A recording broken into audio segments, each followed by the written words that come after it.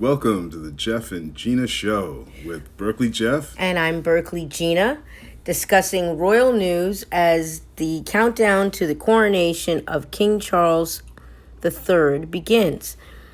The king has made some last-minute decisions for his coronation, which causes some logistical challenges, and it is believed that Prince Harry and Meghan will not attend the coronation to avoid the limelight from being diverted from the new king and his queen consort to them. Gena, have you seen the wax effigy of King Charles III that has been unveiled at the Musée Griffin in Paris? That was March 24th. That's a museum in Paris, right? Yes, and this photo of it was taken by Thomas Sampson. Does it look like the king? Kind of gives you an idea of what we can expect in a few weeks on Prince Archie's birthday. Yeah, well, it kind of looks like the king, but not really. Fleet Street reporters are saying King Charles's coronation ceremony is on a strict budget. It has been significantly scaled down because the UK is struggling with a cost of living crisis. The pandemic made every country broke and locked into survival mode. That's probably another reason King Charles III canceled the coronation banquet this year and decided to go to bed early. Yes, I saw that. I like to go to bed early too. Kinda. Yeah, we Other both way. do. Yeah. King Charles has imposed a strict 6 p.m. bedtime curfew on himself the night before the coronation. He wants to make sure he doesn't fall asleep during the ceremony. None of that nodding off.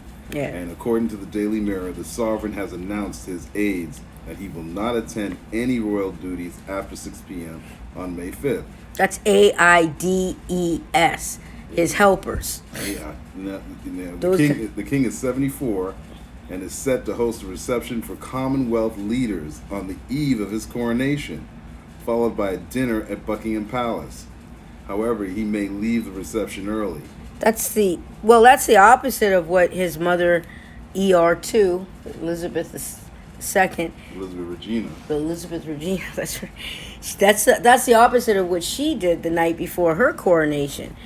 Queen Elizabeth II attended a banquet the night before her formal coronation in 1953, and still made it to her coronation bright-eyed and bushy-tailed. 25, wasn't she? 26? She's 26, you know what I mean? Belle of the Ball. and with Prince Philip, too, you know? We should keep in mind she was a young queen, so she had more energy than her son has in his mid-70s. He's being crowned at the age of 74 years, while the queen was in her mid-20s during her coronation. You're right. So, according to the Telegraph, I think it's the Daily Telegraph, quote, the king's decision has caused some logistical challenges. He doesn't want to do anything in the evening in case it tires him out. The UK faces a cost of living crisis, so King Charles's coronation ceremony has been significantly scaled down.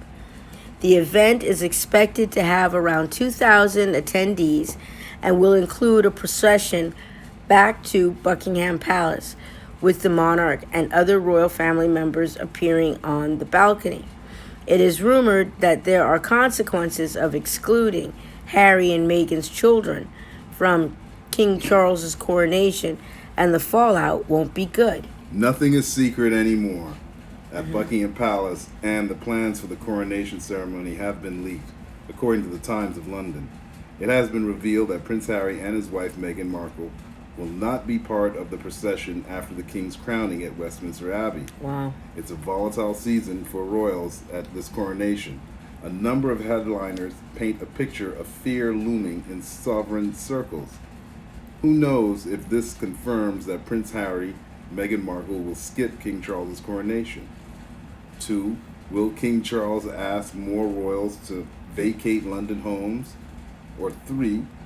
Are William and Kate terrified of Harry and Meghan so much they are setting boundaries running up to King Charles's being crowned? There's no need to fear. anything but fear itself. Absolutely, and a divorce. And number four is King Charles paralyzed with fear as Meghan, Harry might hog limelight at the coronation. It's a lot Or, of fear running around there. yeah, well, they tend to, anytime you talk to them, it tends to end up in a book. Yeah.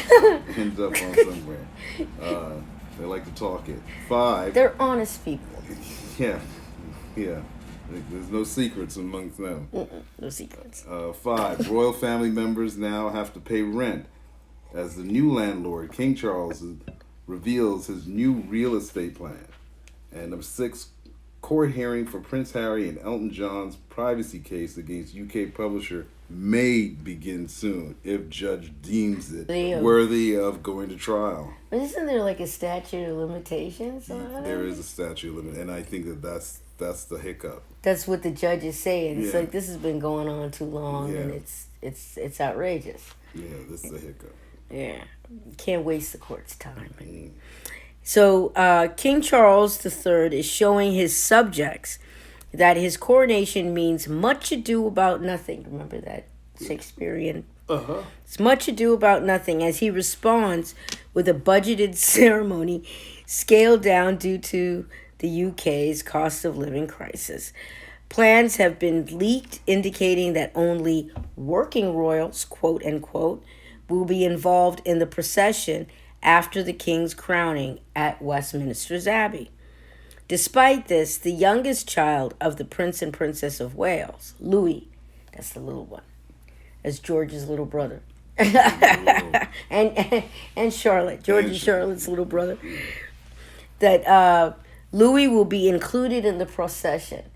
So Louis will be included, but not Archie and Lilibet, and definitely not Harry and Meghan, I guess. Right? So why Prince Andrew has to move into Frogmore and leave his nice big place behind, The lodge. Yeah. The Royal Lodge. And that's going on. So with Prince Archie and Prince George have different titles. So let's break down the late Queen's reasons for making this decision as early as when her children were born. And that will explain what's going on, why the decisions, why it's like playing chess in the royal circles. Well, shortly after becoming queen, Her Majesty announced that the royal house would continue to be the House of Windsor. In 1960, with the impending birth of Prince Andrew, she issued a declaration to the Privy Council that stated the name Mountbatten Windsor would apply to all her male line descendants. Therefore, it is the last name of Prince Charles, Prince Andrew, Prince Edward, and their respective progeny. But because they also use HRH, a formal last name is typically not used. That's why Prince Archie is named Archie Harrison Windsor Mountbatten. Oh, okay, I see. And so Princess Anne used the name Windsor Mountbatten in her marriage registry, as did Prince Andrew. Likewise, Prince William used it when filing a lawsuit in France because a last name was required. He only uses his last name to file lawsuits. That's important. Because he got so many last names, you know what I mean? And so many lawsuits. And so, probably.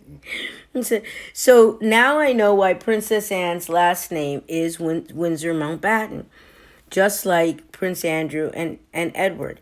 I didn't know that when I met her at Government House.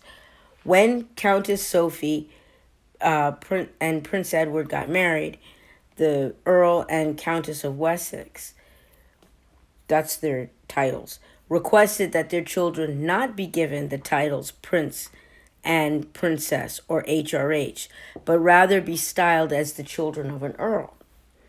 It's like Viscount and Lady. I think they're Viscount Severn. They remain in the line of succession, but will never be very close to the top of the list. So they are Lady Louise and Lord James Mountbatten Windsor. He's also called James Viscount Severn or Lord Severn, his father's secondary title used as a courtesy. Now, I'm sure I told you this before, but I covered a story on the HMS Severn, which is Her Majesty's ship, when the Royal Navy came to Nassau in 2015, this January 2015. Nassau, Bahamas. Nassau, Bahamas, yeah.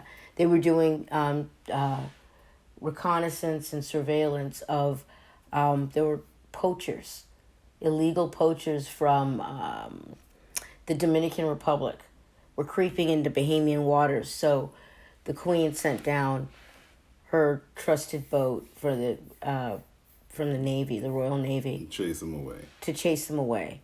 And yeah, they sent me on that assignment.